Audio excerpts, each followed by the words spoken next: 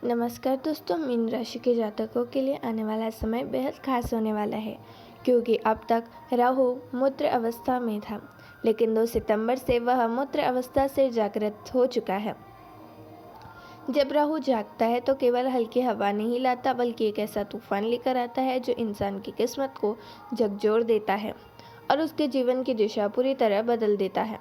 यह कोई साधारण घटना नहीं होती, बल्कि यह पल होता है जब इंसान की ज़िंदगी में नए रास्ते खुलते हैं, कुछ पुराने रास्ते बंद हो जाते हैं और परिस्थितियाँ ऐसी बनती है जो अगले कई वर्षों तक असर दिखाती है। मीन राशि वालों के लिए यह जागरण आने वाला पूरे साल 2025 और 2026 तक गहरा प्रभाव डालेगा। इस समय राहु 12वें भाव में बैठा है और ज्योतिष शास्त्र के अनुसार 12वां भाव केवल खर्चों का ही घर नहीं है, बल्कि यह विदेश यात्राओं, विदेश से बसने, बड़े निवेशों, आध्यात्मिक अस्पतालों, शोध कार्य और गुप्त अवसरों से भी जुड़ा होता है।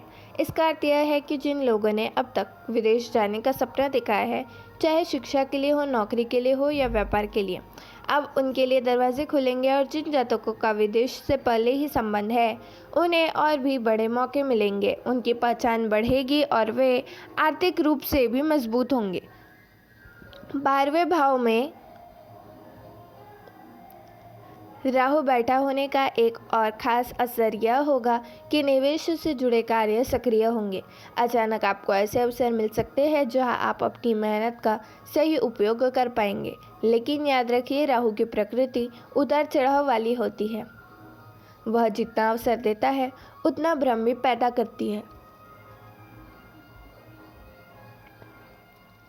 इसलिए हर निवेश सोच समझ कर करना होगा।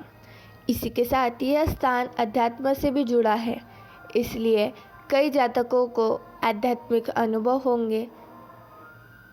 साधना और ध्यान की ओर झुकाव बढ़ेगा और भीतर से आत्मविश्वास जागेगा। क्षेत्रों को गहराई से प्रभावित करने वाली है। सबसे पहले बात करते हैं राहु की पहली दृष्टि की, जो आपके चौथे भाव पर पड़ रही है। चौथा भाव घर, माता, प्रॉपर्टी, गाड़ी और सुख सुविधाओं का भाव माना जाता है। इस दृष्टि का असर यह होगा कि जो काम लंबे समय से रुके हुए थे, अब पूरे होने लगेंगे। यदि आप नया घर खरीदना या बनाने की योजना बना रहे हैं, तो वह खोजना अब साकार हो सकती है। जो लोग गाड़ी लेना चाहते थे, उन्हें भी अवसर मिलेगा। प्रॉपर्टी से जुड़े विवाद जो वर्षों से चल रहे थे, अब सुलझने लगेंगे और माता के स्वास्थ्य में सुधार आएगा। घर परिवार का वातावरण पहले से ज़्यादा शांत और सुखद होगा और आपके जीवन में स्थिरता आएगी। अब चलते हैं राहु की दृष्टि की ओर, जो आपके छठे भाव पर पड़ रही है। छठा भाव नौकरी, करियर, मुकदमे, शत्रु और रोग का घर माना जाता है। राहु की यह दृष्टि यहाँ बड़ा बदलाव लाएगी। जो लोग अब तक मेहनत करते आ रहे थे, लेकिन उन्हें मेहनत का फल नहीं मिल रहा था, उनके लिए अब रास्ते खुलेंगे। नौकरी पेशा लोगों को प्रमोशन और नई जिम्मेदारियां मिलेगी। व्यापारियों और कारोबारियों को नए कॉन्ट्रैक्ट मिलेंगे। आपके जीवन में ऐसे लोग आएंगे जो आपके करियर में मददगार साबित होंगे।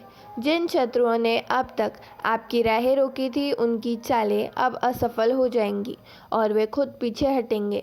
स्वास्थ्य की दृष्टि से भी यह समय राहत देने वाला होगा। पुराने रोग समाप्त होंगे और कर्ज से मुक्ति का मार्ग खुलेगा।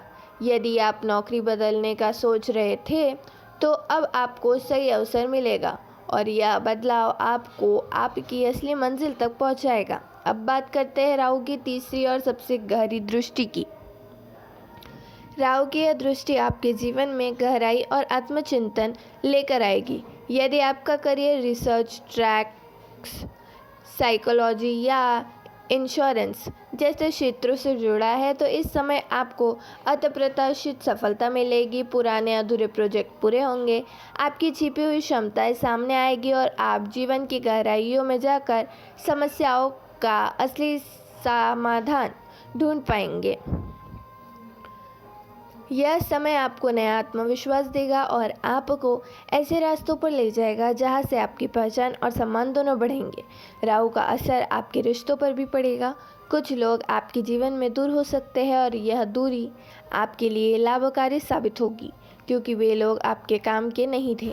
वही कुछ नए और प्रभावशाली लोग आपके जीवन में प्रवेश करेंगे जो आपके लिए भाग्यशाली साबित होंगे।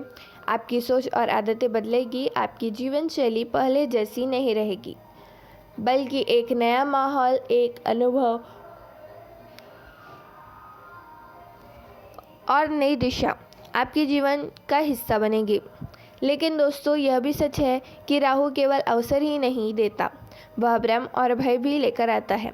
अचानक मन में घबराहट होगी, बेचैनी बढ़ेगी और अनजान डर आपको परेशान करेगा। कभी लगेगा सब कुछ आपके खिलाफ हो रहा है, कभी आपको अपने ही फैसलों पर शक होगा। यही राहु का असली खेल है, क्योंकि राहु पहले मन को भ्रमित करता है और फिर वहीं से इंसान को गलत दिशा की ओर ले जाने की कोशिश करता है। इसलिए कहा जाता है कि राहु को जीतने का तरीका यह है कि इंसान खुद को सकारात्मक रखे और नकारात्मक सोच से दूर बनाए और धैर्य के साथ सही समय का इंतज़ार करें।